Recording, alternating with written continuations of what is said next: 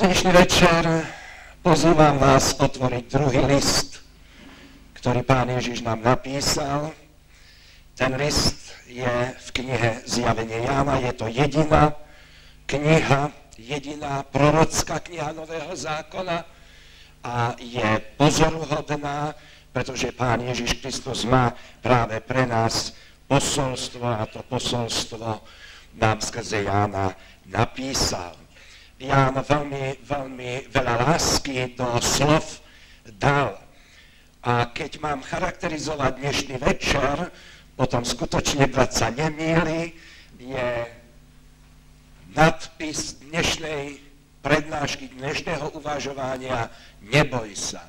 Milý brat, milá sestra, mladí ľudia, starí ľudia, nebojte sa utrpenia. To je posolstvo, ktoré Pán Ježiš Kristus dnes večer tu dáva. Minulé sme otvorili prvý list a vy viete, že ten bol adresovaný zboru, ktorý bol v meste Efes.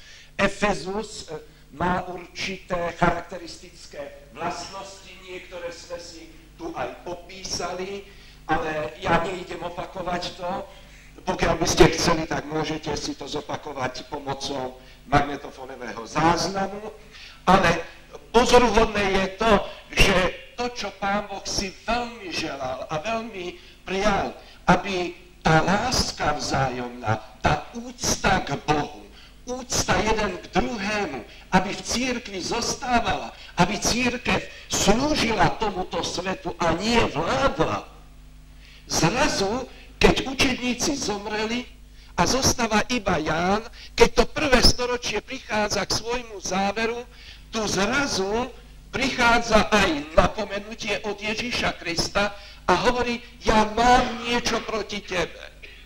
Nie, že by ste už nechodili do chrámu, nie, že by ste už neboli zbožnými, nie, aby ste to navonok nejak nedávali, nie, že by ste nepracovali, nie, že by ste neboli trpezliví, ale mám niečo proti tebe.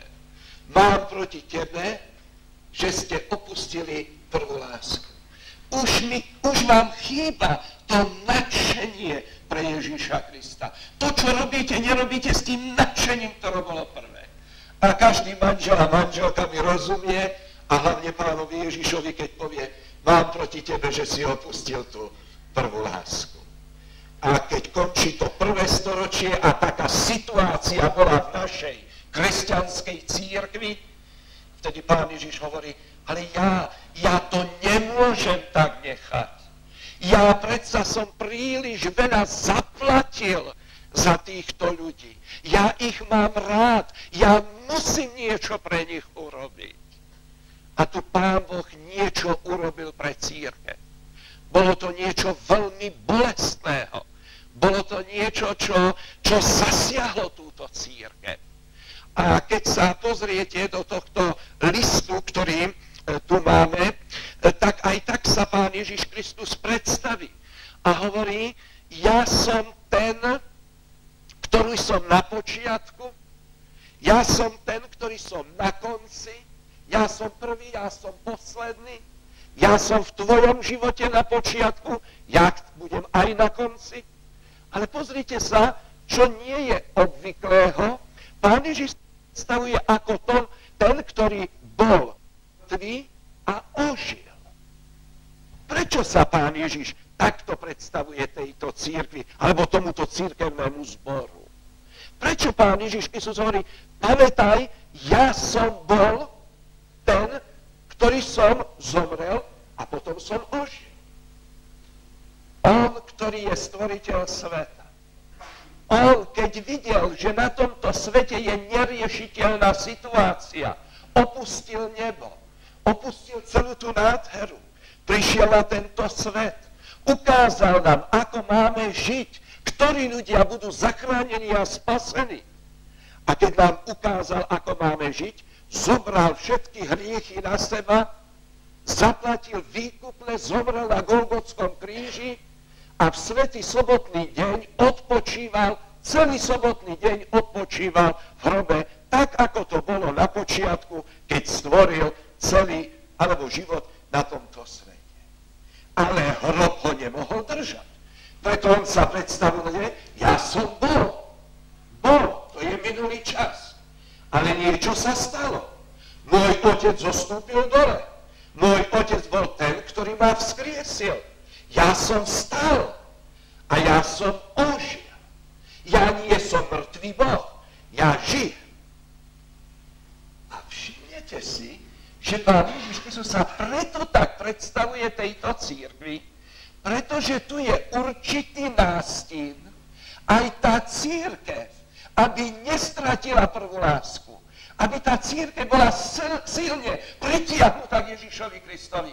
On hovorí, aj vy prejdete údolím bolesti a utrpenia. Ja ale to viem. Pre mňa to nie je niečo nové. Ja som prvý bol mŕtvy. Ja som baránok, ktorý som zabitý od počiatku sveta. Ja viem, čo to znamená byť mŕtvy.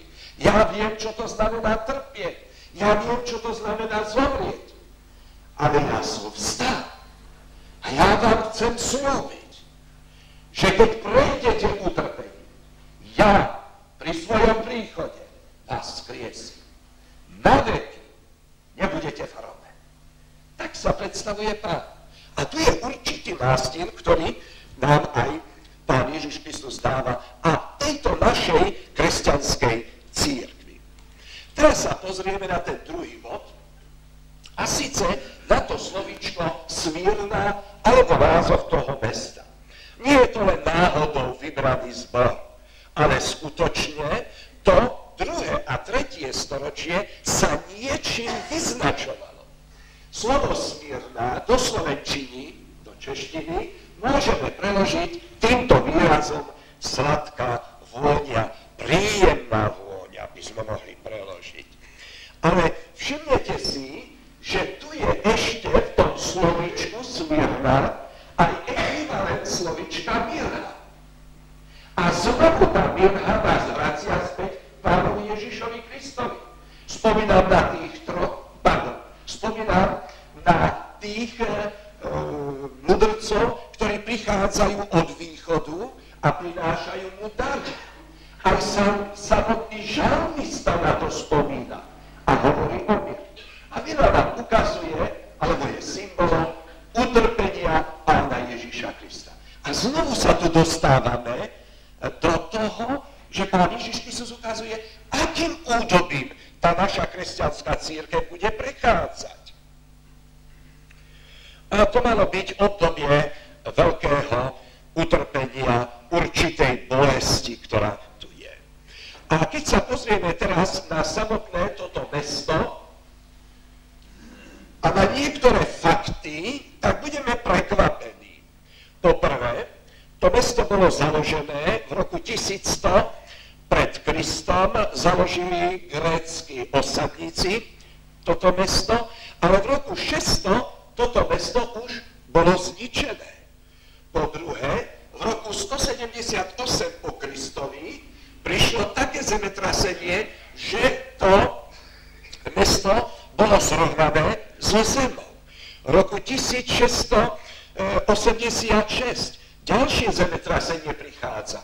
Je tu okolo 5000 mŕtvych ľudí. V roku 1788 prichádza epidémia, ktorá toto mesto skoro vyhubila. A v roku 1922 bol tu tak veľký požiar, vtedy bolo v tomto meste asi 250 000 ľudí tam žilo, ale tento požiar, ktorý zachvátil toto mesto, zachvátil aj ľudí a niekoľko tisíc ľudí zomrelo v tomto meste. Takže keď ideme a prejdeme fakty, ktoré máme o tomto meste, musíme konštatovať, že toto mesto má za sebou dejiny, bolesti a utrpenia a veľmi veľa mŕtvych ľudí. Maličká poznámka. Dodnes, ako jedno z najstarších miest na svete, existuje toto mesto a volá sa Izmir. Dodnes existuje. Nemôžem povedať o iných mestách, čo si Myslím teraz na tie mestá, ktoré listy od Pána Ježiša dostávajú, ktoré Ján im napísal, pretože Pán Ježiš pohnul svietnikom a tieto mestá nie sú tu. Pozrieme sa, čo Pán Ježiš chváli. Čo v tej našej kresťanskej cirkvi v tom 2., 3. storočí, alebo priamo aj v tom zbore, bolo chválihodné.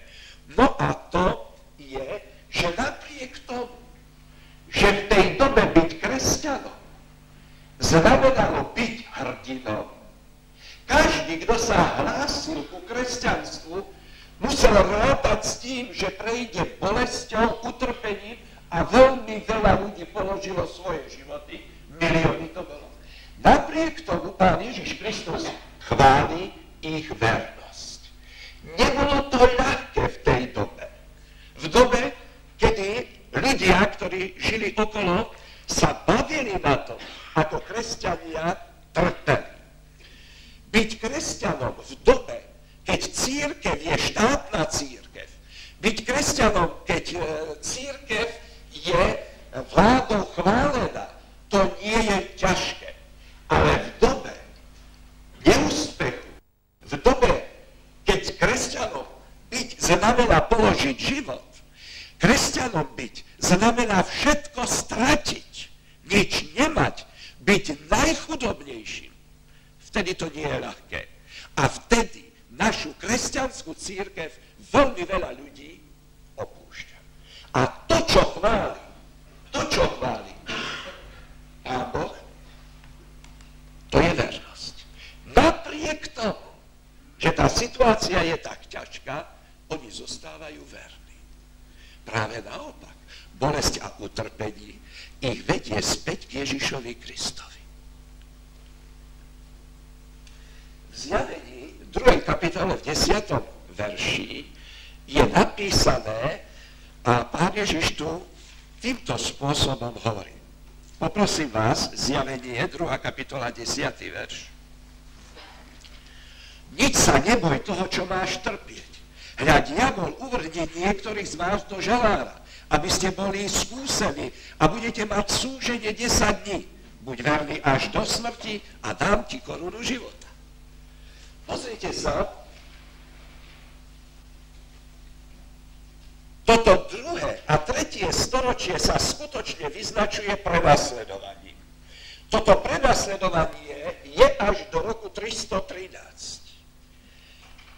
Tam nie je napísané, Pán Ježiš nepíše, keď ste sa stali kresťanmi, už nebudete trpieť. Keď ste sa stali mojimi následovníkmi, už nebudete mať žiadne problémy. Neboj sa, čo máš trpieť. Práve naopak, Ježiš ráta s utrpením. Neboj sa. A teraz pozrite sa, trebárs na to utrpenie, prenasledovanie, ktoré tu bolo. Niektorí majú predstavu, možno, že ste čítali niektoré dejepisné knihy, že kresťania trpeli už od začiatku, to znamená od tej doby vlády Nera, až každý deň bolo prenasledované a boli ľudia zabíjani až do toho roku 313. Tak to nebolo. Boli tu aj obdobia, kedy kresťania neboli prenasledovaní. Boli obdobia, keď prišiel niekto a zahlásil, že jeho sused číta Bibliu, že jeho sused je kresťan, tak potom prišla polícia, v úvodzovkách tajná, potom si takého človeka zavolali, musel zobrať nejakú obeť, musel uznať císara za pána, musel mu priniesť obeť, musel Bohom obetovať obeť. No a keď to urobil, tak bol prepustený, keď nie, bol popravený. Ale to nebolo tak, že by to boli celý ľud Boží bol prenasledovaný.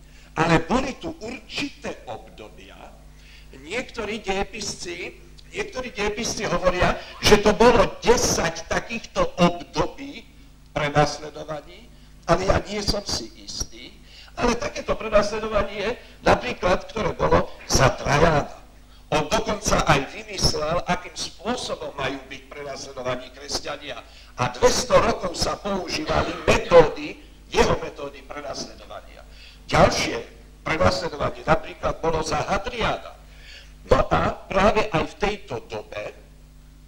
tejto dobe bol popravený starší zboru, biskup alebo prezbiter tejto cirkvi, toho kresťanského zboru v Smyrne. Bol to starý pán, mal asi 86 rokov a bolo to v piatok, keď prišli vojáci, dostali aby tohoto muža, pretože najprv prenasledovali vedúcich cirkvi a potom členov ďalších, a tak v piatok prišli, aby tohoto muža zobrali k výsluhu a aby bol popravený. A v ten piatok, keď prichádza správa, že idú vojáci, tento muž ich vyšiel von a privítal týchto vojakov, tak ako v liste píše jeden veľmi blízky jeho spolupracovník. A prikázal doma, aby pripravili jedlo. A tak, keď vojáci tam prišli, boli pohostení. A on odišiel, aby modlil sa za seba a za všetkých tých ľudí, ktorí sú prenasledovaní práve v dobe Hadriana, aby Pán Boh dal všetkým sílu, aby mohli obstať. A potom ho zobrali k výsluhu.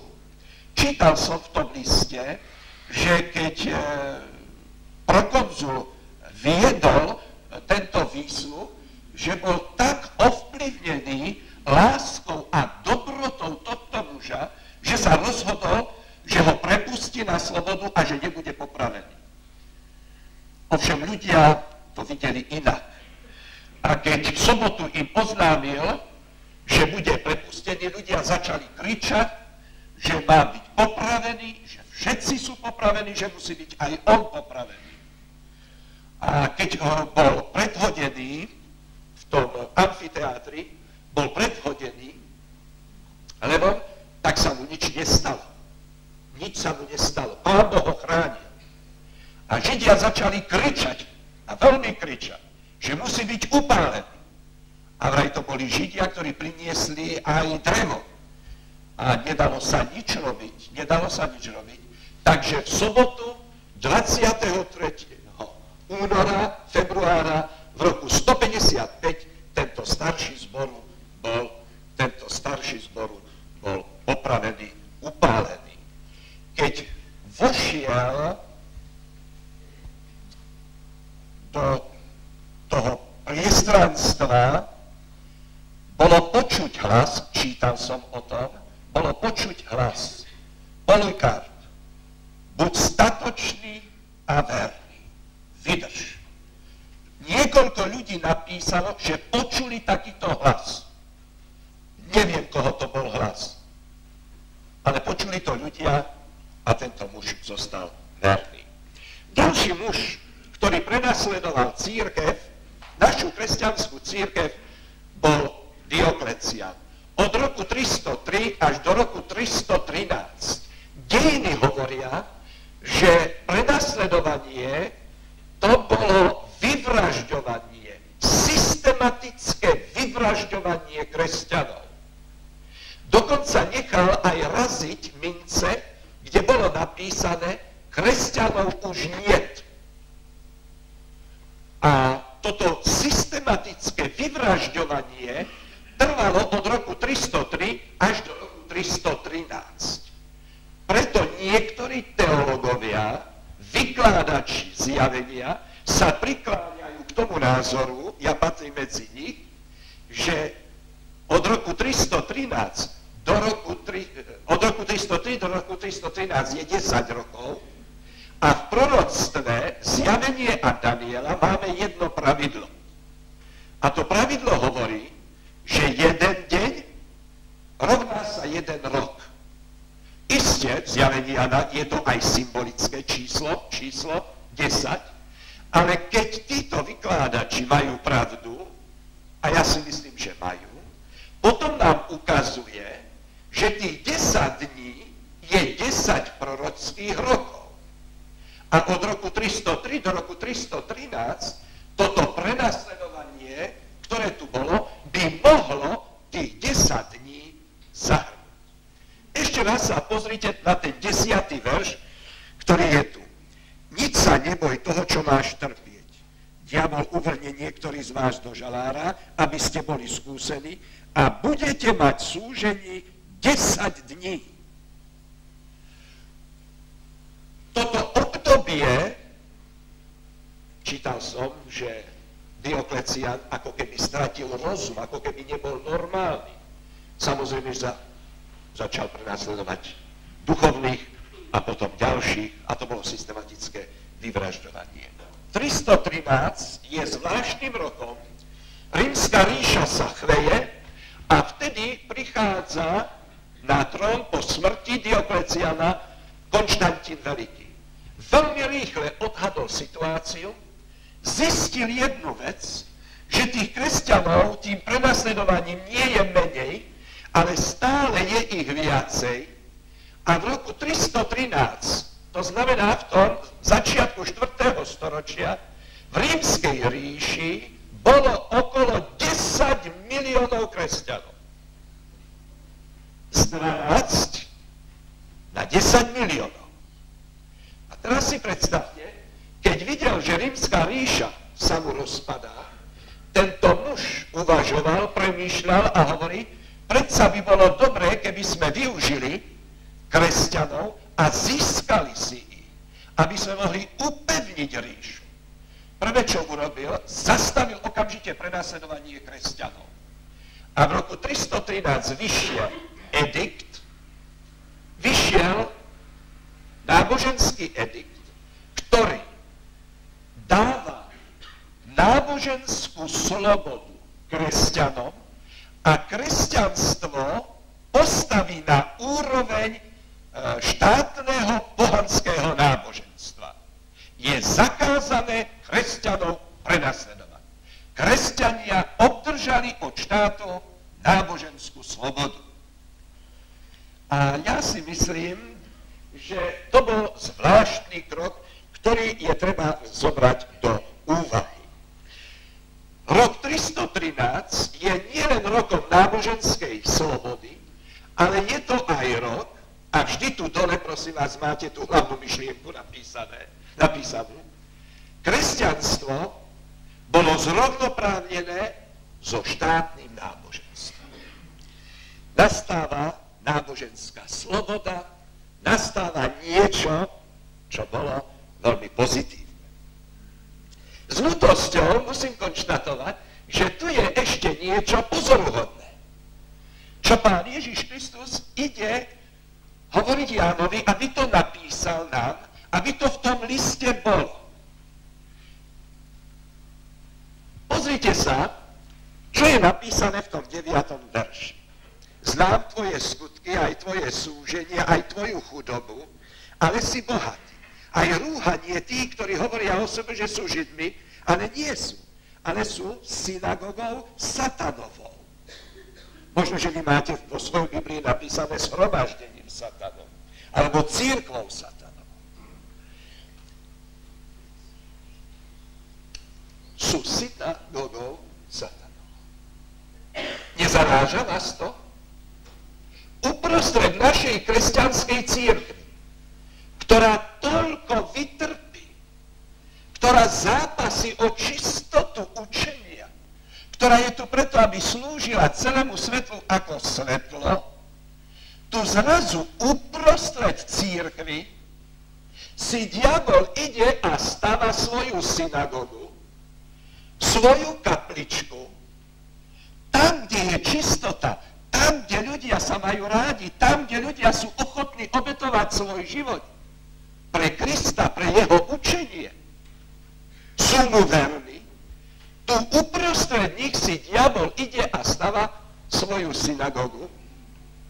Má určitú skupinu ľudí, ktorí tu sú.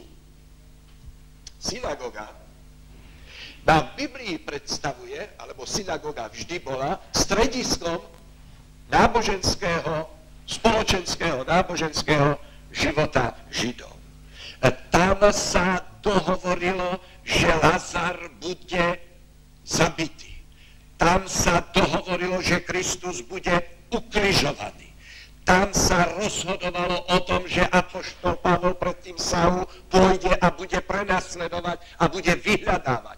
Tam v tej synagóge sa o tom rozhodovalo. Čo nám chce povedať Ježiš Kristus? Hovorí, dajte pozor. V cirkvi existujú ľudia, ktorí sú ochotní položiť svoj život pre pravdu, pre Krista. Ale dajte pozor, v cirkvi, v tak ideálnej cirkvi, ako bola naša kresťanská cirkev v tom 2. a 3. storočí, sú ľudia, ktorí o sebe hovoria, že sú Židia,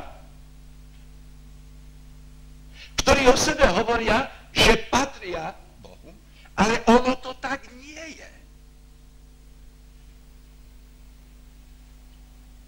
V čom je ten problém?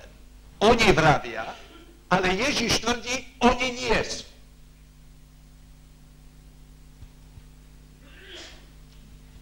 Apoštol Pavol nám dáva poučenie.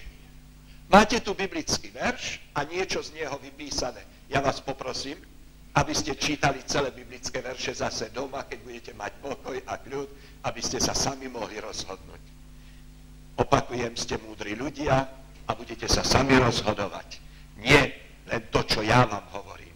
Vy urobíte si záver sami pre svoj život, pretože sa rozhoduje o vašej budúcnosti.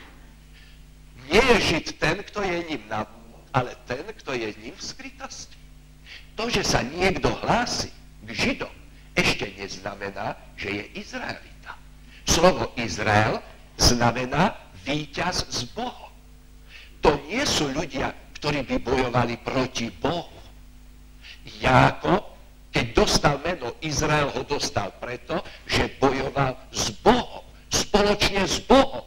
S Bohom zvíťazil nad svojou povahou. Izraelita je ten, ktorý nebojuje proti Bohu, ale s Bohom, aby bol víťazom. A tu je skupina ľudí, ktorí sú s Kristom, oni sú ochotní život položiť, bez Krista si nevedia predstaviť život, ale tu sú Židia, ktorí o sebe hovoria, že sú Izraeliti, alebo hovorí, oni nie sú. Prečo nie sú? Pretože je niečo, čo človeka mení. Niečo, čo sa odohráva v skrytosti. Niečo, čo premení celé vnútro človeka. 9. kapitola. Izraelom nie sú všetci, ktorí sú z Izraela. Nestačí, že si sa narodil v rodine Abrahama. Nestačí, že si sa narodil v kresťanskej rodine. To ešte neznamená, že si kresťanom. To, že sa niekto narodí v kresťanskej rodine, dokonca v rodine kazateľa, dokonca v rodine kňaza, ešte neznamená, že je kresťan. Kedy sa človek stáva kresťanom? Slovo kresťan nie je od slova krst. Slovo kresťan je od slova Kristus. Kresťan je ten, ktorý žije s Kristom a z ktorého Kristus zmenil. Kresťan je ten, ktorý má spoločenstvo s ním. Kresťan je ten, ktorý je s ním úplne premenený, ktorý s Kristom víťazí. To je kresťan. A do toho sa nedá narodiť, myslím fyzicky narodiť.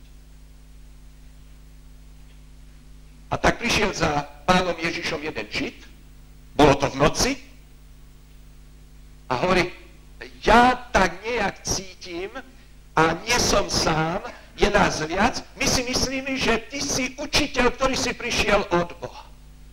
A pán Ježiš hovorí, vieš, ty nemusíš so mnou hovoriť zase psychologicky, ty ma nemusíš najprv pochváliť. Ja viem, aký máš problém. A tak začína hovoriť. Vieš, ty si Žid. Vy si myslíte, že už máte vstupenku do neba. Ale keď ty neprežiješ, keď ty sa znovu nenarodíš, neprežiješ to znovu zrodenie, slovenský preklad hovorí, a viete, že to je najlepší preklad, aký existuje, Roháčkov preklad, a ten slovenský preklad hovorí, Nikodémovi pán Ježiš, Nikodém, ty ani neuvidíš kráľovstvo Božie. Keď sa neznovu zrodíš, ani neuvidíš kráľovstvo Božie. Do Božieho kráľovstva sa musíš narodiť skrze vodu a skrze ducha. Nie skrze fyzické narodenie. To je to tajomstvo. Ak ste Kristovi, vtedy ste potom možnosť byť zachránený. A takto sú v cirkvi ľudia, ktorí sa vydávajú za kresťanov, ale Ježiš hovorí, ale vy nie ste kresťania. Vy len chodíte do chrámu, ale to kresťanstvo vás vôbec nezmenilo, vy ste neprežili znovu zrodenie. A vy vo vnútri cirkvi zakládate niečo iného, vo vnútri cirkvi je tu satanová synagóga, to znamená stredisko určito iba spoločenského života a premýšľate, ako tú cirkev ešte nejakým spôsobom znížiť aj dole. Tým sa nám chce povedať, dajte pozor, pôvod ešte nezaisťuje vykúpenie, záchranu človeka. To, akej cirkvi patríš, tá príslušnosť ku kresťanskej cirkvi nezachráni. Ľudia, ktorí sú v cirkvi, a teraz to bude bolieť, ja vás upozorňujem na to. Ľudia, ktorí sú v cirkvi, nepočúvajú pravdu, nežijú podľa pravdy, nedovolia, aby Kristus ich formoval, stanú sa najväčšími nepriateľmi veriacich ľudí. Opakovať? Ľudia, ktorých pravda Božia nezmení a sú v cirkvi, sú najväčšími nepriateľmi. Keď máte veriacich ľudí priateľov, úvodzovka, a oni nežijú tak, ako by mali, majú veľký vplyv na vás. A čím má človek vyššie postavenie v cirkvi, tým je väčší vplyv. A keď to Duda tak nemusí robiť? Prosím ťa, prečo ja? A keď Duda káže a má prednášky a tvrdí, že bude zachránený, ja tiež. A tak sú tu ľudia, ktorí tvrdia, že sú Židia. Ale Ježiš hovorí, ja im vidím do srdca. Nič ich nezmenilo. Žiť s nimi, to je jeden z najväčších problémov. Satanova synagóga. Kaplička v cirkvi. A tak Pán Ježiš Kristus hovorí, neboj sa utrpenia. Utrpenie príde, ale ty sa ho neboj. Tertulian napísal, krev kresťanov stala sa semenom. Veľmi sa mi páči ten výraz. To znamená, čím viac prenasledovali kresťanov, čím viac kresťanov položilo svoje životy, tu zrazu ľudia sa pozerali a hovoria, no ale prečo tí ľudia pokladajú svoje životy? No ja som tam bol v tom amfiteátre, alebo v tom Koloseu, čo sme sa pred chvíľou pozerali. Ja som tam bol, všetci kričali, ja som kričal, tlieskal som. Ale všimli ste si? Ja som si to všimol. Tí ľudia nekričali, tí ľudia nenadávali, tí nepreklínali vládu. Tí ľudia tam prišli, chveli sa, pozerali sa, ale tá síla, odkiaľ tú sílu oni brali? Odkiaľ to mali? Jak to, že položili svoj život? Za čo to položili svoj život? To ja by som nepokladal svoj život za cisára nášho pána. A tak sa začali zaoberať. A Ježiš hovorí, neboj sa utrpenia. Neboj sa. Ono príde. Za chvíľu povieme, prečo príde. Druhá myšlienka, ktorá v tom 10. verši je, hovorí, nič sa neboj toho, čo máš trpieť. A teraz je tu tá myšlienka, kde je napísané, budete mať súženie 10 dní. Veľmi sa mi páči tá druhá myšlienka. Utrpenie tu je, ohrozený je celý váš život, duchovný aj fyzický, ale to utrpenie bude iba 10 dní. To číslo 10 hovorí o kvalite, o dokonalosti, dokonalé preverenie cirkvi, ale hovorí aj o dĺžke. Utrpenie tu nie je na veky. Utrpenie má svoje hranice. Pán Ježiš Kristus hovorí, to nebude navždy. Ja mám iný plán a ja niečo chcem urobiť. Tento verš pokračuje ďalej a hovorí, diabol niektorých uvrhne. uvrhne? Kto uvrhne? Máte to aj vy v Biblii tak napísané? Ani sa nepozeráte, to už tam máte. Nie Pán Boh? Ste presvedčení, že nie Pán Boh? Tu je verná cirkev. Cirkev, ktorá sa vrátila k prvej láske. Tu sú tí, ktorí sú ochotní život položiť a potom Pán Boh ich uvrhne do súženia. Je to tak?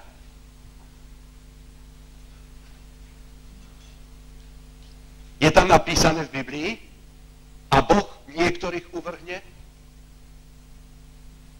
Kto za tým stojí? Odkiaľ to viem, že diabol? Odkiaľ to viem? No pretože to v Biblii je napísané. To je po prvé. A po druhé, je to napísané v epištole Jakubovej. Pokušenie neprišlo na vás od Boha. Ale od koho? Kto za tým zlom stojí?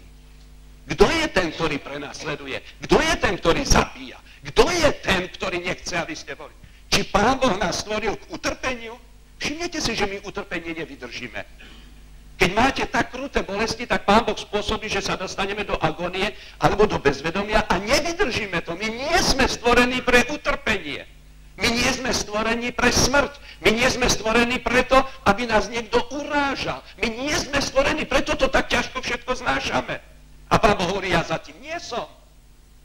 Nie ja som vás uvrhol do súženia. Nie ja za tým stojím. Ja nie som zodpovedný za to, čo robí ten a ten. Ale je to diabol. Druhé slovičko, pozrite sa, čítajte Bibliu, druhé slovičko. Všetci boli prenasledovaní v 2. a 3. storočí? Celá cirkev bola vyvraždená? Nie.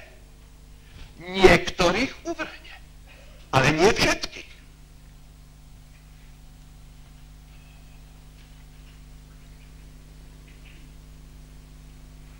A keby ste dnes večer na všetko zabudli, tento verš, ktorý je v rámci, zabudnite.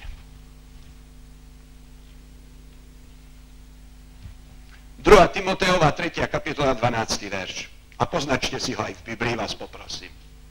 Ale všetci, ktorí chcú pobožne žiť v Kristu Ježišovi, budú prenasledovaní. Rozoberme to. Koľky? Koľky? Všetci. Ktorí všetci? Ktorí všetci? Ktorí chcú žiť pobožne vo svojej sile.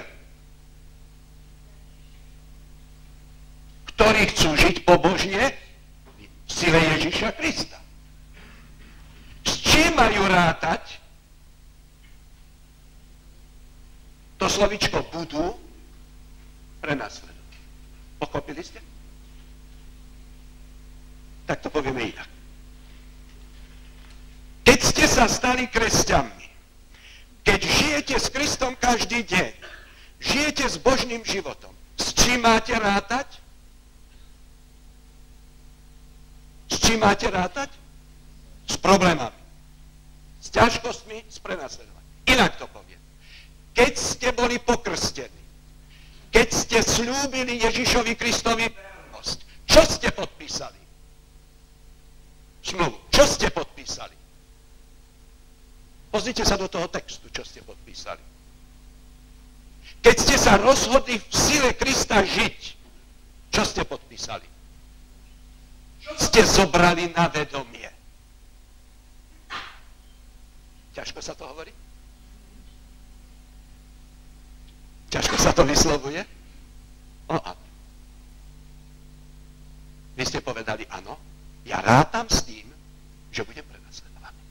Ja rátam s tým, že také, aké problémy nikdy by som nemal vo svete, to budem mať, keď sa stanem následovníkom Ježiša Krista. Vy ste to podpísali. A tak apoštol Peter vám píše iný list a v tom listce píše, a čo sa vy čudujete? Čo ste prekvapení? Slovensky, čo sa čudujete, že prišlo prenasledovanie? Je možné, aby kresťan hovoril, a ako nemohlo stať? Je možné, aby sme obviňovali za to Pána Boha? Keď tu príde Ježiš Kristus a povie, chceš ty žiť pobožné? Diabol ťa uvrne. A apoštol Pavol povie, budú prenasledovať, budú mať úplne. To je ako zákon. Si Kristovec, rovná sa utrpenie. Veď aj tvoj Pán trpel. Veď aj on mal súženie. Aj on mal bolesť. A diabol urobí všetko preto, aby zničil ľud Boží. Preto tá rovnica tu je. Preto ten nadpis tejto prednášky. Ale Ježiš sa tu postaví a Pán Ježiš Kristus niečo povie. A tak si povieš, ale prečo? Vidíte, tá otázka tu je. Prečo to tak je v tom mojom živote? Pozrite sa, prečo to tak je? To preto, že my, kresťania, hovoríme inou rečou, než tí ľudia vonku. Inou rečou. Pozrite sa, čo Kristus naučil nás poprvé. Lebo Ježiš Kristus hovorí, milujte svojich nepriateľov, milujte ľudí tak, ako samého seba. Boha aj ľudí, ako samého seba. Čo hovorí svet? Prosím ťa, čože? Ty máš nadstaviť lice, aby ti dal ešte po druhom? Ty máš ísť druhú míľu? Toto ťa učí Kristus? No to sa tomu čudujem. No ty chceš toto robiť? To u nás nie je. Ježiš hovorí, poďte ku mne a ja vám dám pokoj, ako ľudia nebol. Ale ten pokoj šírte okolo seba. Kdekoľvek kresťan príde, tam šíri pokoj. Ale keď prídete do druhej spoločnosti, tí, ktorí sú tam a čakajú na svetlo, oni sú tí, ktorí sa za všetko hádajú. A čo nevyhádaš, to nemáš. To je zákon sveta. Ježiš hovorí, aby sme liečili zlo. Ľudia hovoria, že máme iných zraňovať. Máme ohovárať. Tvrdo ísť. Pretože čo si nevybojuješ, potom ty nemáš. Že ty máš niekomu slúžiť a zabudnúť na seba. Ale prosím ťa, dnes je moderné, napríklad na západe, ale začína to aj u nás, že dvaja ľudia spolu dvaja ľudia spolu chodia, ale neuzatvárajú manželstvo. Starí ľudia spolu žijú, ale neuzatvárajú manželstvo. Viete prečo? Preto nie sú hlúpi. Aby na seba zobrali zodpovednosť za toho druhého. Aby žili pre toho druhého. Keď mi to nebude pasovať, kedykoľvek odídem preč. Ani povedať nič nemusím. A za mesiac zase prídem domov. A za 2 mesiace možno zase prídem. A keď nebudem mať peniaze, tak zostane mesiac doma, však žena ma bude živiť. A tí starší? No prečo my by sme, však mám dobrý dôchodok zo šachty, tak prečo ja by som nežila? No tak budem mať viac peniazy, no tak čo? Žiadna zodpovednosť za toho druhého. Ja sa mám dobre. Ja zostávam slobodný. Nikto mi do toho nebude hovoriť. A tak by sme mohli, pozrite sa, pokračovať ďalej. Hovoríme inou rečou. Ale keď nehovoríš inou rečou, potom uprostred našej kresťanskej cirkvi staváme kapličku satanovú. Niečo pašujeme do cirkvi, čo tu nepatrí. Nečudujte sa, že vo svete sme potom nevítaní cudzinci, nikto nám nerozumie a apoštol Pavol napísal, že nemáme kde bývať. Že čakáme na mesto, ktorého staviteľom je Ježiš, kde sa tak žije, jak my sme sa naučili žiť tu od Pána Ježiša Krista. Takže tu máme znovu ten verš, ktorý tu máme, že máme rátať, pretože sme cudzinci. Máme rátať s tým, že budeme mať utrpenie. Je tu jedno slovičko apoštola Petra, na ktoré by som vás rád upozornil. A to slovo vyzbrojte sa aj vy tým istým zmýšľaním.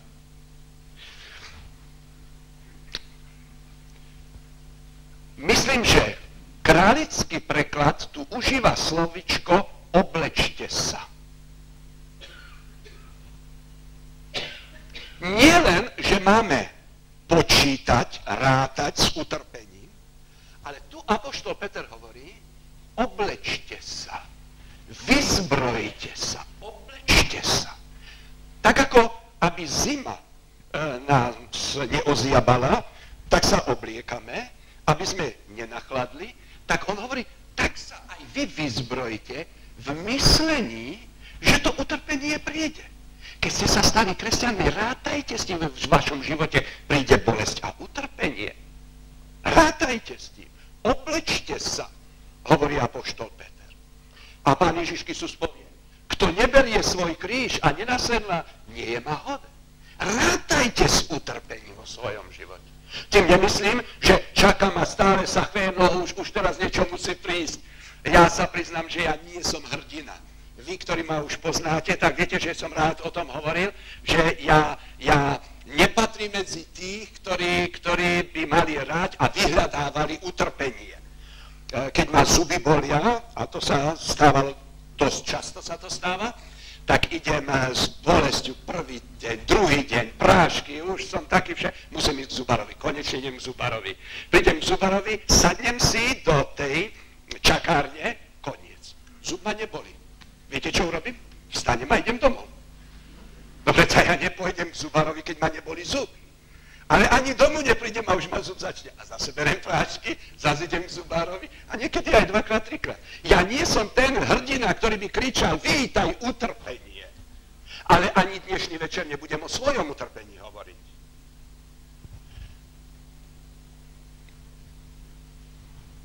Kto sa stal kresťanom? Dobrovoľne podpísal, keď chcete, dobrovoľne si zvolil kríž. Dobrovoľne. A na to nezabudnite. Pôjdeme kúsok ďalej. Apoštol Peter píše, bdejte, lebo váš protivník, diabol, obchádza ako revúci lev a hľadá, koho by zožral. Na koho je zameraný diabol? Za kým chodí? A tak Pán Ježiš povie, rátaj s tým, obleč sa, priprav sa, a to tretie, neboj sa. 3 veci, 3 myšlienky, ktoré tu. Rátaj s tým, že aj do tvojho života môže prísť bolesť a utrpenie. A to je veľmi dôležité. Tí ľudia, ktorí nerátajú s tým, že príde bolesť a utrpenie, môžu byť tak prekvapení, že od Krista odídu preč. Keď s tým nerátať, budete zaskočení. Spomínam si na Hanku. To bolo dievča, ktoré chodilo študovať Bibliu ku mne. Celá rodina chodili do kostola, zúčastňovali sa bohoslužby, otec dokonca mával aj kázania v rímskokatolíckej cirkvi, matka spievala a dcera tam hrala na orgán, až do okamžiku, keď mamka ochorela, doktor povedal, že má nevyliečiteľnú chorobu a vo veľmi krátkej dobe zomrela. Otec prvý povedal, veril som, ničomu neverím. Ničomu neverím. A tak celá rodina odišla preč a prestali veriť. Keď nie si pripravený na utrpenie a rátaš s tým, že Pán Boh spôsobí to, že v živote to budeš mať len dobre, potom človek bude zaskočený. Preto je apoštol Peter hovorí, oblečte sa, rátajte sa. Môj otec šiel v sobotu do zhromaždenia a vždy stretol 2 Židov. Boli starší od môjho otca. Môj otec zomrel, mal 96 rokov a tí od neho boli ešte starší. A tak celou cestou spolu hovorili. V Prešove je prekrásna synagóga, už ju nám chceli zobrať do zahraničia, odviesť, a bolo tam veľmi veľa Židov. Ale keď sa vrátili z koncentráku, stratili vieru. A títo dvaja muži, ktorí s mojim otcom šli, a hovorí, pán Duda, keby pán Boh bol, nedovolil by, aby toľko utrpenia sme my prežili v koncentráku. My sme sa dvaja vrátili. Všetci ostatní, pozrite sa, nič neveríme. Toto je nebezpečie, ktoré tu je. Takýchto príkladov by som vám mohol povedať.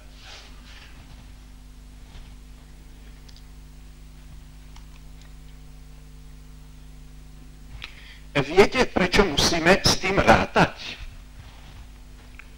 Pretože pokiaľ je diabol na slobode, nikdy nebudú mať veriaci ľudia pokoj. Nikdy. Spurgeon to veľmi pekne povedal. Keď lišky voľne behajú, nebuď husou. Strašne sa mi to páči. To je skázania Spurgeona, vynikajúceho kazateľa a evangelia. Rád by som ukázal na mylnú teóriu utrpenia. Niečo sme dostali, alebo niečo sme sa naučili, niečo sme prijali do svojho života od marxistov, leninistov, od tej teóriu, ktorú oni mali. Totižto oni nám sľubovali, že na Slovensku bude ráj. Keď to bude komunizmus, tak to bude ráj. A ráj bude tam, kde tá ekonomika ide dopredu. Preto je treba tú ekonomiku zdvihnúť a potom keď sa budeme mať všetci dobre, potom bude ráj.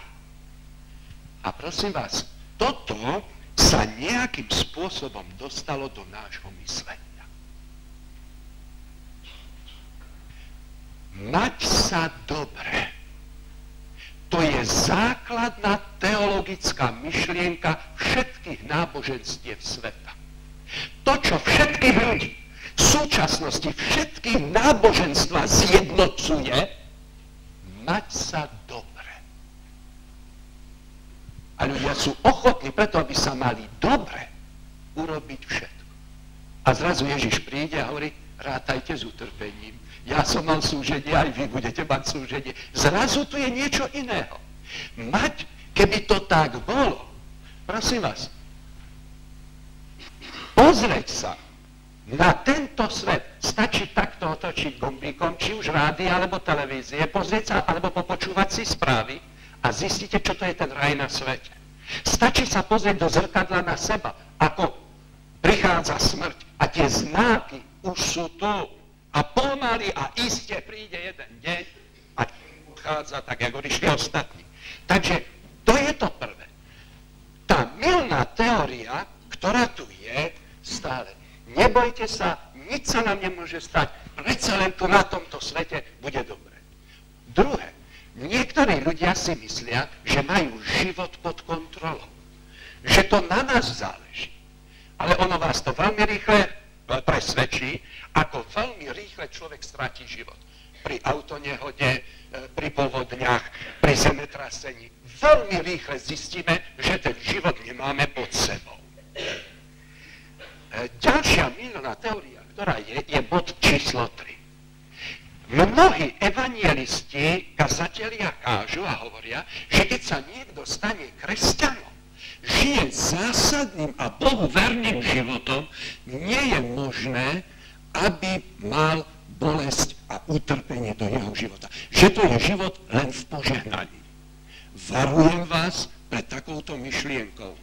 To je mylná teória.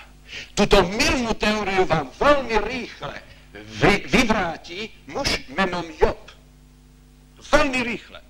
Muž, ktorý je zbožný, ktorý sa modlí, ktorý o Pán Boh o ňom dáva veľmi dobre vysvedčenie, za všetko, za čo sa modlil, všetko stratil. Všetko. Z čoho mal radosť, z čom videl budúcnosť, deti, majetok, všetko stratil.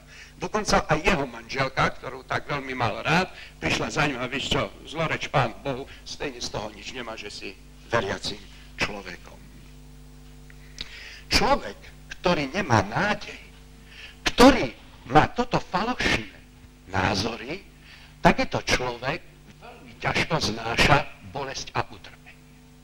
Keď ste presvedčení, že otázka finančná, otázka tých rôznych mať niečo, to vás urobí šťastný. Mýlite sa. Keď ste presvedčení, že máte život pod kontrolou, že všetko, zmýlite sa. A život vám ukáže, že takéto vlastne ani nie je v našom.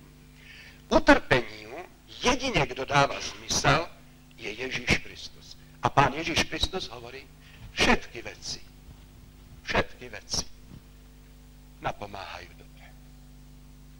A tu je druhá myšlienka, ktorá je veľmi silná. Viete, čo Ježiš vám sľubuje? Viete, čo vám tu Ježiš sľubuje? Čo on podpísal Ježiš Kristus?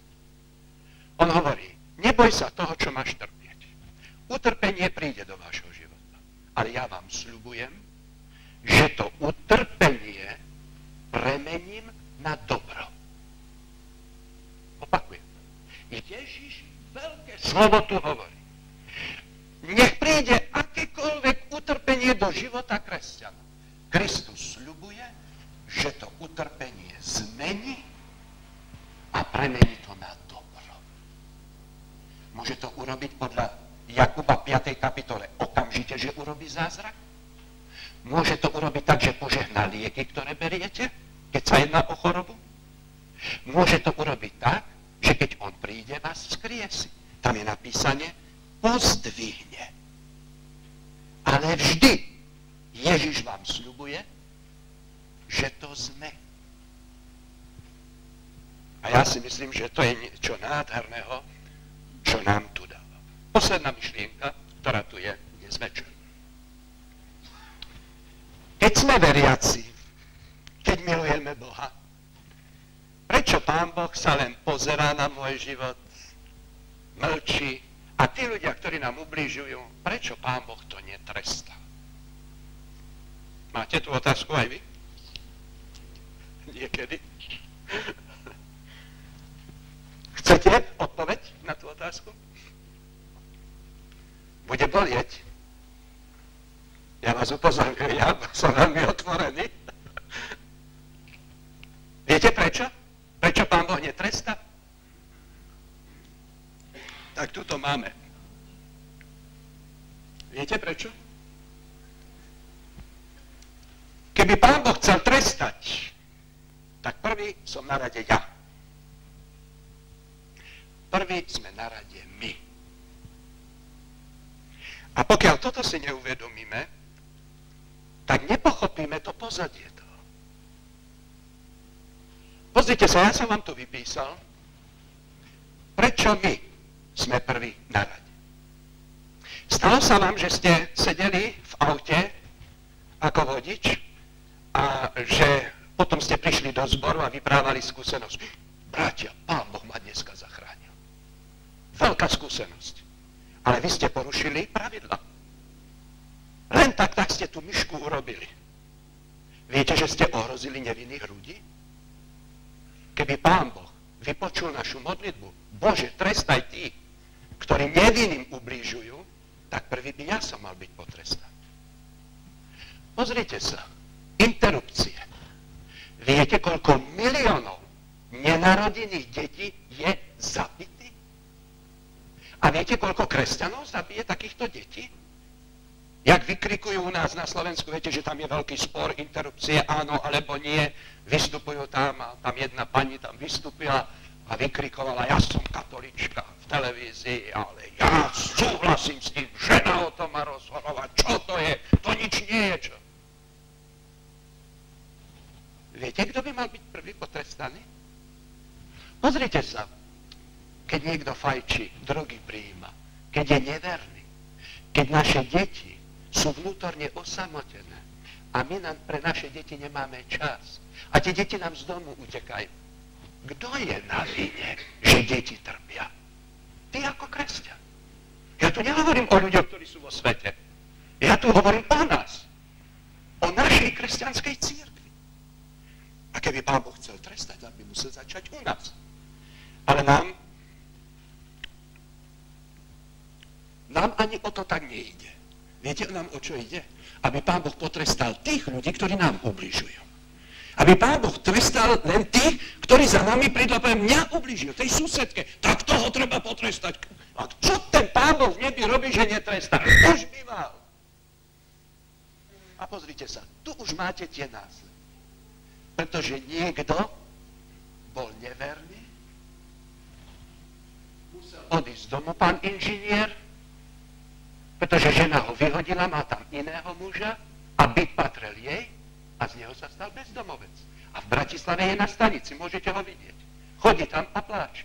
A pretože syn bral drogy z kresťanskej cirkvi, rodičia odišli do zahraničia, keď sa vrátili späť, zistili, chceli otvoriť zámok vo svojom rodinnom dome a nemohli otvoriť. Zrazu sa otvorili dvere a tam jeden pán stojí. A vy čo robíte v našom dome? Aký váš dom? To je môj dom. Jak váš dom? No to je môj. Váš syn prehral v automatoch na drogy, prehral všetky peniaze, celý dom. Tuto je napísané. A je na stanici u nás v Bratislave títo vysoko vzdelaní ľudia sú bezdomovci. Vidíte? Boli to ono, že? Že Pán Boh mal najprv nás potrestať. Keby Pán Boh trestal okamžite, keby Pán Boh zabránil tým následkom, ktoré tu sú, tento výsledek by bol tam. To znamená, hriech by nikdy neodhalil svoju tvár. A ľudia by povedali, nám je dobre tu na svete, no, to je tak dobre, však čo, keď mi niekto ubliží, však Pán Boh hneď tam príde a hneď. Mne sa veľmi páči ten králický preklad, kde je tam napísané, že apoštol Pavol kričal k Pánu Bohu, aby ho uzdravil a Pán Boh, to je dobre. Vždy príde diabol, Satan, aby ťa zašejkoval. A to slovo zašejkoval staro české sa mi veľmi páči, to ako keď máte králika, hej, a idete, máte ho za ušiska a potom zašejkovať. Hej? Takže že diabol takto chodí. A keby Pán Boh tak chodil a túto metódu použil, tak potom všetci by povedali, však diabol tu ani nie je, však ani to také zle nie je na tomto svete. No tak keď mi niekto oblíži, však Pán Boh sa ma zastane. Tak nie, tu musí to zlo dozrieť, tu musí. A nezabudnite, že je to Pán Boh, ktorý hovorí, áno, ja zlo potrestám. Nie lokálne, ale ja to zlo potrestám univerzálne. Ja potrestám takto zlo, že bude odhalené pred celým vesmírom, bude odhalené pred všetkými ľuďmi. Všetci ľudia klaknú pred Kristom a povedia, áno, zlo už nechceme, aby bolo na svete. Už máme toho až po kravatu. Už toho máme dosť. Je na to presne stanovený čas, keď zlo bude potrestané. Takže Pán Ježiš Kristus je tu, aj dnes večer, Pán Ježiš tu stojí a hovorí, neboj sa.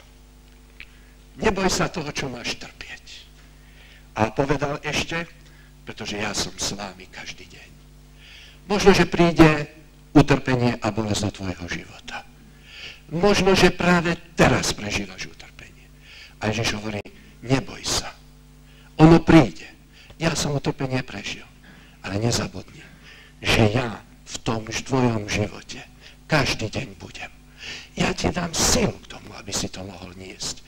Ja budem s tebou, aby ty si mohol byť tým, ktorý i iným ukážeš, čo to sa znamená žiť s Kristom i v tom.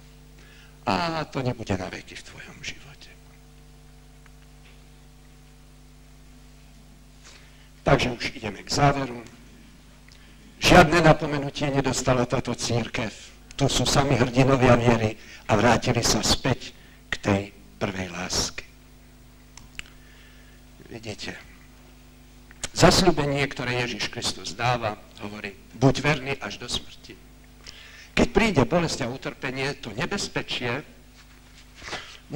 ktoré tu je, že človek od Krista odíde. Preto tá výzva, buď verný až do smrti. Neboj sa. Smrť príde. Ale to nie je to najhoršie, čo sa ti môže stať, keď zomrieš. Pretože ty budeš iba spať. A ja prídem. A ja ťa vzkriesím. Ďaleko horšie to by bolo, keby si zomrel tou druhou smrťou. Večnou smrťou. Z ktorej už nie je žiadne vzkriesenie. A ja ťa veľmi prosím. Všimnite sa.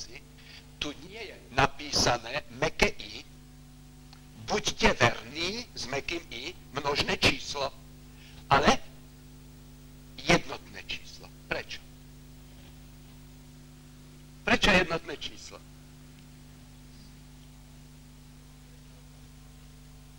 Keď si členom cirkvi, ktorá je prenasledovaná, ešte neznamená, že ty automaticky budeš zachránený a spasený. To ťa nezachráni. Čo ťa zachráni? Tvoje osobné víťazstvo. To, čo potrebuje každý veriaci človek, je, aby sme sa spojili s Kristom. To, čo potrebujeme, je byť s Ježišom, mať sílu, ktorú prijímame od Neho. Ja a môj Ježiš. V tom je tá síla a ja si myslím, že v tom je aj naše víťazstvo, ktoré tu môžeme aj my dostať.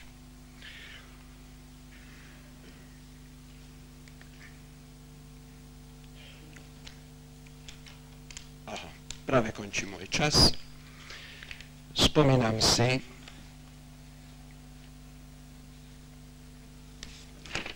na jednu ženu, čítal som to. Je to mladá žena, ktorá napísala svoj životopis a mimo iného tam píše, že bola malým dievčatkom, keď otec prichádzal domov veľmi zlý, nahnevaný, opitý a toto malé dievčatko znásilňoval. Potom zavolal svojich kamarádov.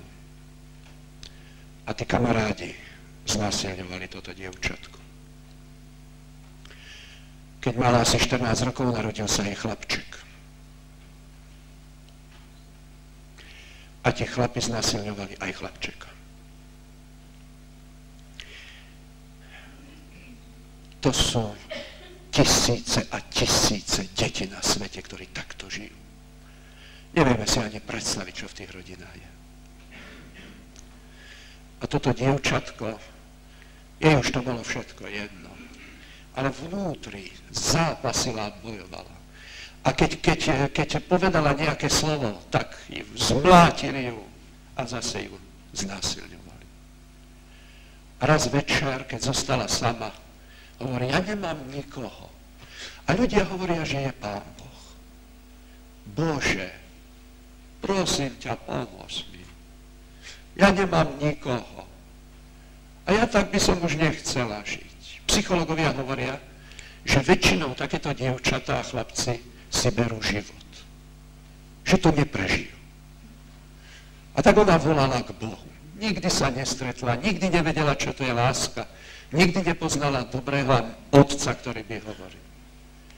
A zrazu usnula, spala a ráno taká bola čerstvejšia. Taká bola rada, hovorí, už mám niekoho. Už mám nejakého otca. Aj keď som nepoznala otca, ja už mám otca a ja chcem s ním byť.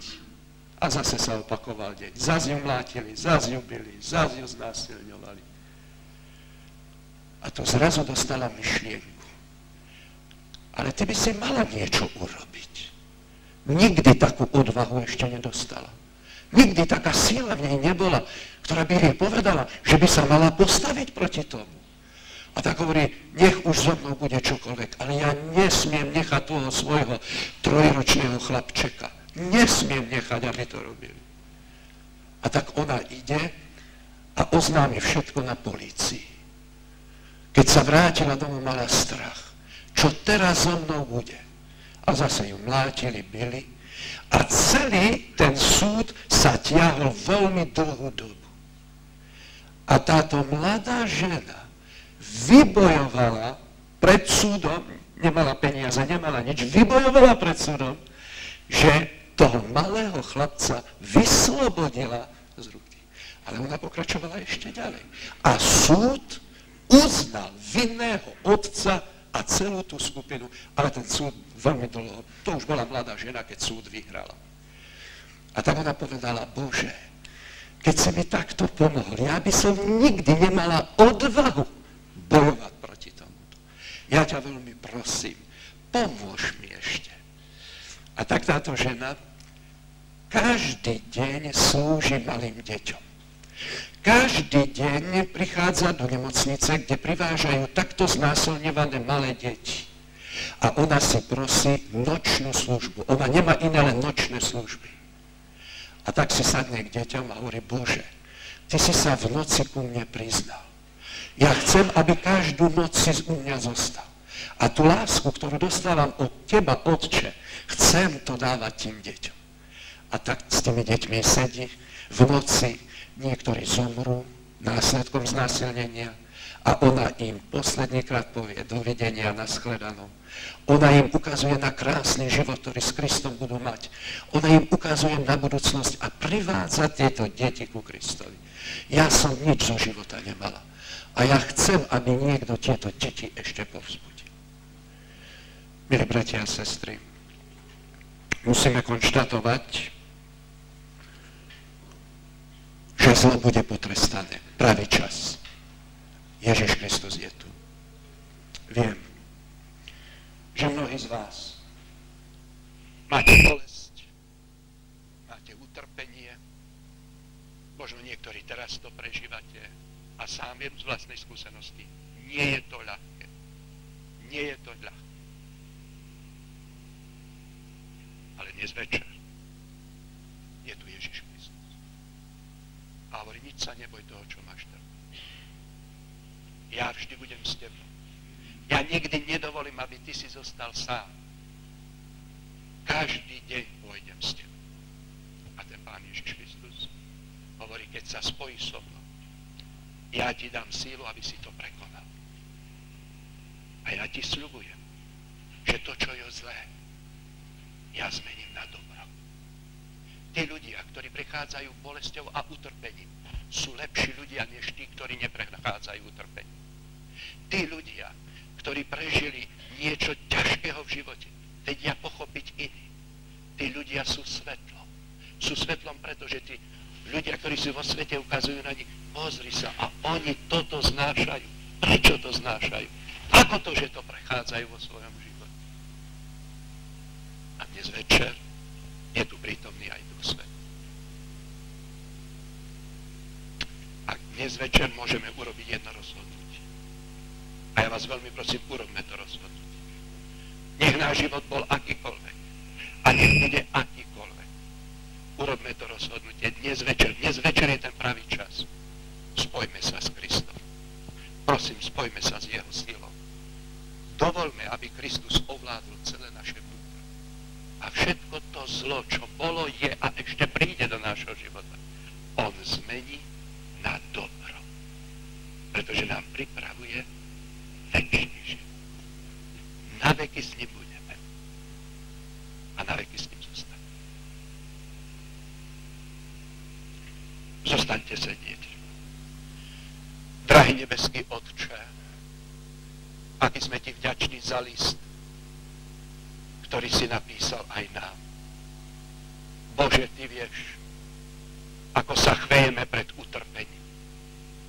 Ty nás poznáš, že nikto z nás nekričí a nevolá vítaj utrpenie a bolesť. Ale dnes večer sme si uvedomili, že náš nepriateľ skrze utrpenie a bolesť chce nás oddeliť od teba. Chce nás oddeliť od síly. Chce nás ponížiť, ponoriť. Chce zničiť nás a nechce, aby sme boli šťastní. Vieme, Pane Ježišu, že Ty si nás nestvoril preto, aby sme sa trápili. Ty si nestvoril ani bunky, ktoré sa rozmnožujú a ničia tie zdravé. Ty si nestvoril zlo, ale Ty si ten, ktorý tak jemne tu čakáš, aby si pomohol každému, kto k Tebe volá. Bože, Ty si mnohým pomohol aj v tomto zbore, v tomto cirkevnom zbore tu a v celom okolí. Pomohol si mnohým zázrakom, uzdravení. Mnohým si pomohol, že si im dal optimizmus. Mnohých si pozdvihnul a mnohí majú krásne skúsenosti s Tebou. A medzi nimi aj ja môžem stať. Aj mňa si uzdravil zázračne, Bože. A dnešný večer hlboko sa pre Tebou klaniame a za to Ti ďakujeme.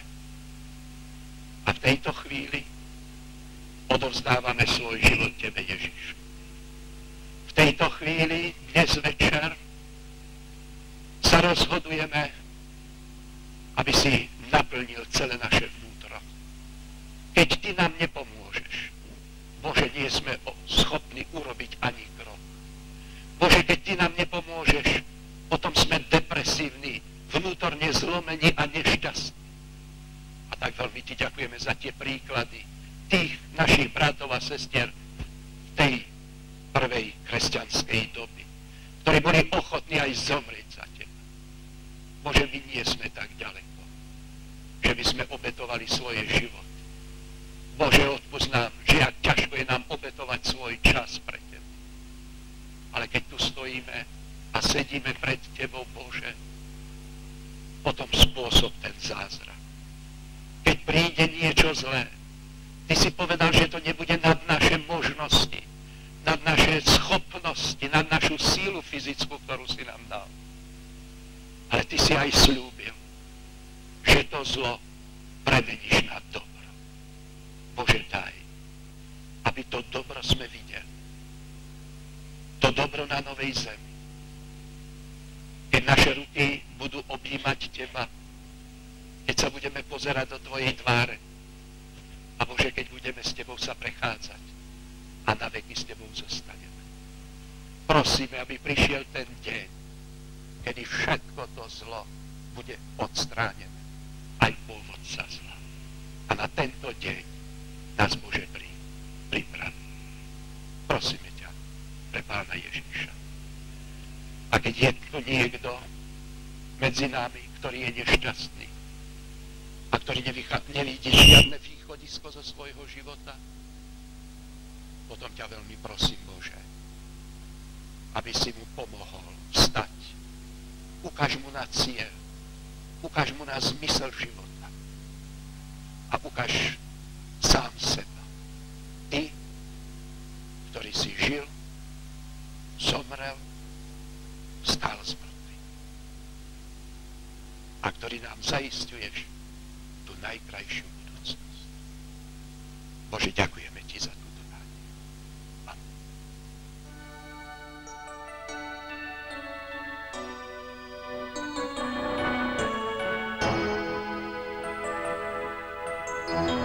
Jak láskavý si, Bože, k nám.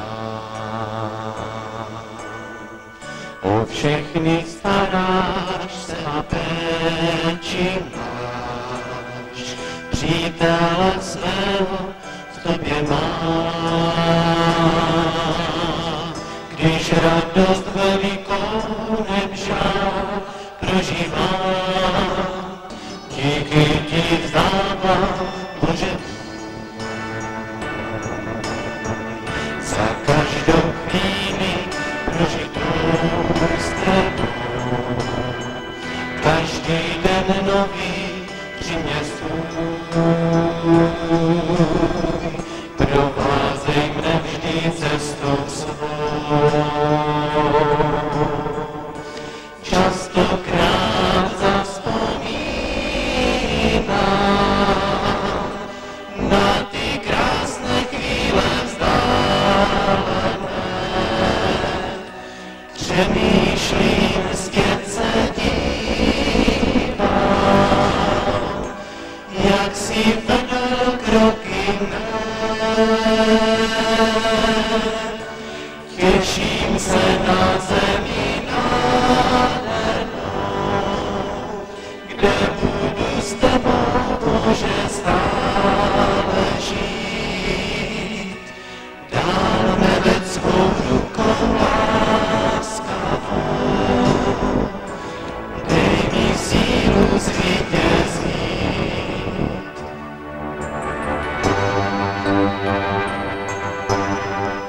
Jak vděční můžeme tobě být za život krásný, který dáváš nám. Já chci však v lepší zemi žít, kde trápení a pláč už víc nepotkám. Sestoupí k nám nebeský ráj.